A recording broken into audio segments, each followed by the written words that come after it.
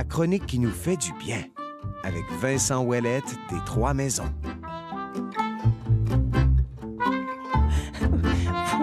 Faut lui voir l'air à Vincent Ouellette. Il dit « Oh! » Là, je suis obligé de faire du bien là, ce matin. J'ai un jingle. Oui, en plus. Oui, oui, c'est mon premier jingle. Ouais, c'est officiel, ça. Hein? Officiel. Ça veut dire que vous êtes parti pour un tour. Là. Ah, Troisième, ça a pris 3 chroniques. Là, ça veut dire qu'il faut que je fasse du bien. Puis moi, c'était super dramatique ce que j'allais dire. Fait qu'on va essayer. On a le temps de modeler ça un peu. Il nous reste une dizaine de minutes. Vous voulez nous parler des femmes en agriculture, Vincent, puis j'ai envie de dire ça donne bien parce que c'est un sujet sur lequel on revient, nous, déjà depuis 2-3 semaines. Mm-hmm. On sait que dans l'Est ontarien, il y a des rassemblements. On regarde le travail, souvent le travail invisible des femmes en agriculture. On essaie de noter ça, puis de colliger des notes pour éventuellement régler cette injustice-là. Pourquoi ça vous a interpellé, vous? Bien, ça m'a interpellé. Écoute, j'ai une chronique une fois par mois. J'étais pas là en février. Puis là, ma chronique tombe le 8 mars. Bon. Fait que là, je me dis, il faut quand même que... Mais des fois, les chroniques, ils viennent un peu tout seuls à toi. Déjà, il y avait la date qui était assez symbolique. Mais en plus de ça, le 21 février, il y a eu un événement dans la MRC Papineau qui s'appelait la mijoteuse. Et la mijoteuse, c'est une fois par année, on se rencontre pour parler d'agriculture durable dans la MRC de Papineau. Okay. Et c'est sous l'initiative de l'AgroLab. Et lors de la mijoteuse, il y a eu le dévoilement d'une exposition de Sue Mills. Donc, au marché public de Ripon, il y a eu une exposition de Sue Mills sur les femmes en agriculture. Alors, elle a été prendre des portraits de femmes en agriculture et des portraits très intenses où est-ce qu'on les voit dans leur milieu et qui fixent un peu l'objectif en noir et blanc. Et sur le côté, on voit d'autres photos colligées où est-ce qu'on les voit... en action, en train de désherber ou amener les animaux, etc. Okay. Et sous le portrait, il y a une citation ou une phrase qui provient de l'agricultrice sur qu'est-ce qui la motive, etc.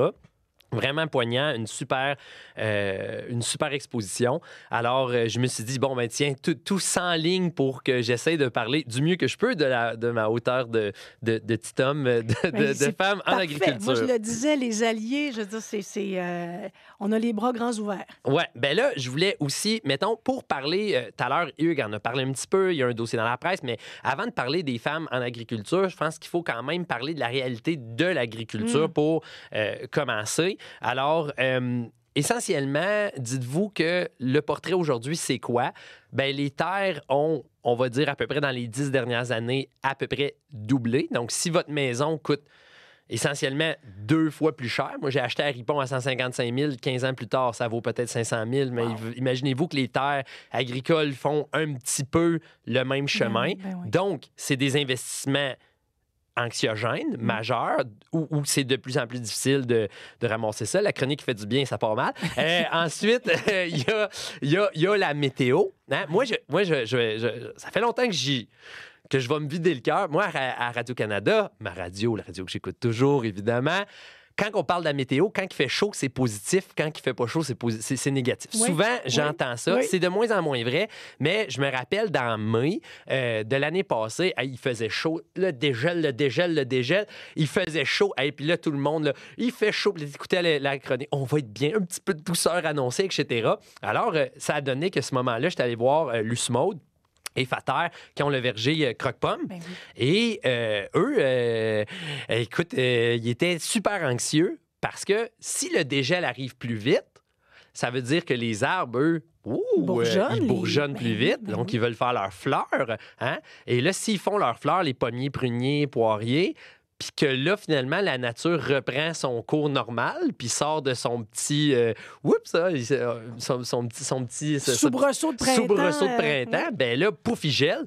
Toutes les fleurs gèlent. Puis là, on perd les fruits. On n'a pas les fruits. Fait que là, ce genre de choses-là, c'est des stress que vivent les agriculteurs. Oui. On parle beaucoup d'enjeux de biodiversité. Est-ce que les abeilles vont être présentes pour polliniser, c'est ça? Mais des fois, la biodiversité, t'en as trop aussi.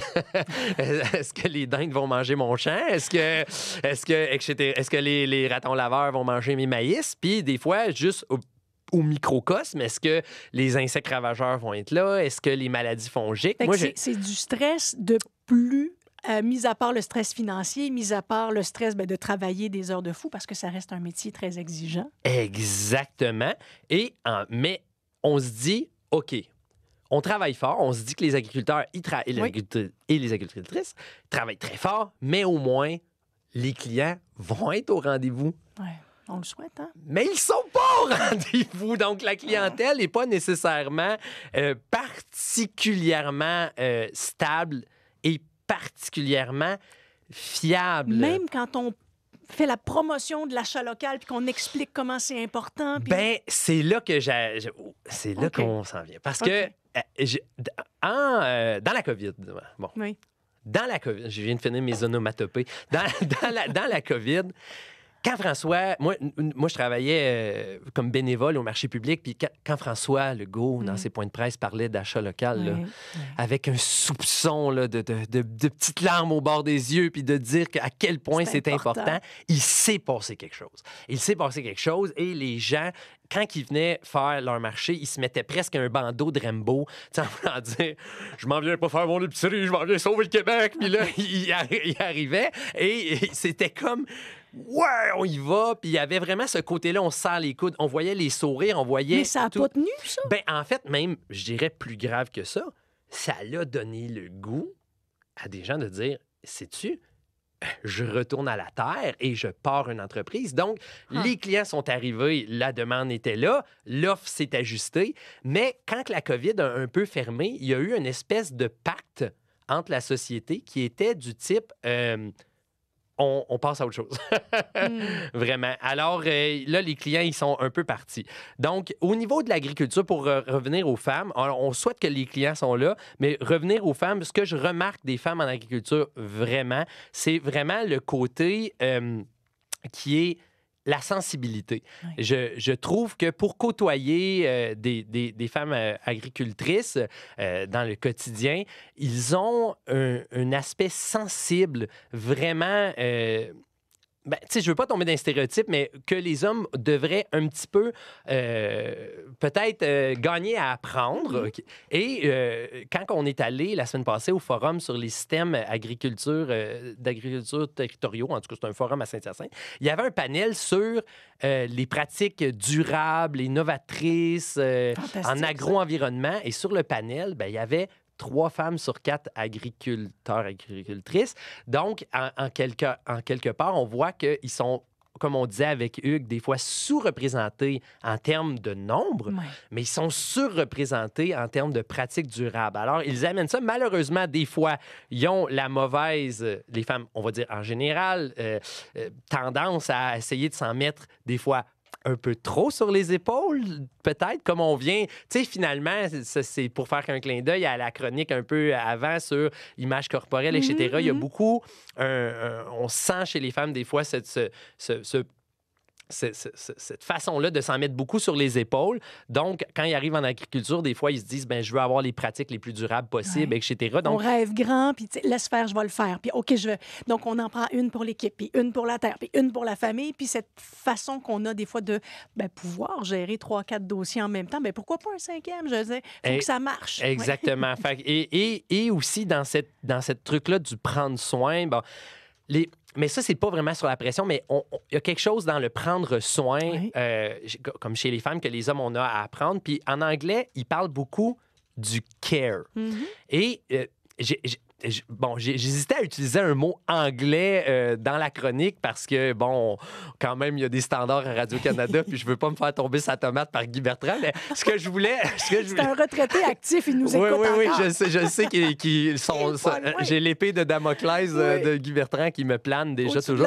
Mais pourquoi je voulais utiliser le mot du care, c'est que en anglais, le care, il veut dire 2 choses. Il veut dire à la fois prendre soin, mais il veut dire aussi se sentir concerné.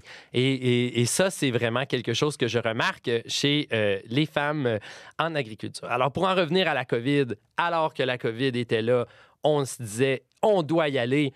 C'est notre devoir de société, allons-y. Et là, tout d'un coup, la COVID n'est plus là. Ah, ben, on décide de couper dans ce qu'on mange. Hein? Des fois, c'est le premier poste de dépense qui passe. Mais tout est tellement cher avec l'inflation. C'est difficile de blâmer le citoyen qui doit faire des choix à l'épicerie. Par contre, Absolument. avec les tarifs puis ce qui se passe chez nos voisins du Sud qui a un impact direct sur nous, est-ce que ça va pas revenir, cette envie-là? Ben là, j'ai l'impression qu'on nous repousse vers l'achat local. Et dans le fond, moi, ce que j'aurais à dire, c'est que peut-être qu'on pourrait être un pion d'avance, on va dire, pour nos régions, pour notre ruralité, pour nos agriculteurs et agricultrices, et peut-être se dire, peut-être qu'on ne devrait pas attendre la prochaine crise pour décider de travailler un petit peu notre achat local, parce que entre le moment où Sue Mills est arrivée avec son Kodak, son appareil photo, puis qu'elle a photographié ces femmes-là en plein dans le vif de leur travail,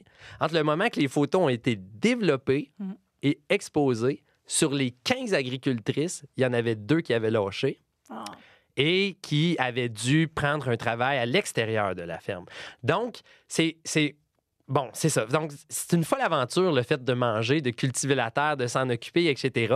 Ça nous concerne tous. On a tous un médecin de famille ou pas, qu'on voit régulièrement ou pas, mais on mange toutes 3 fois par jour quand même.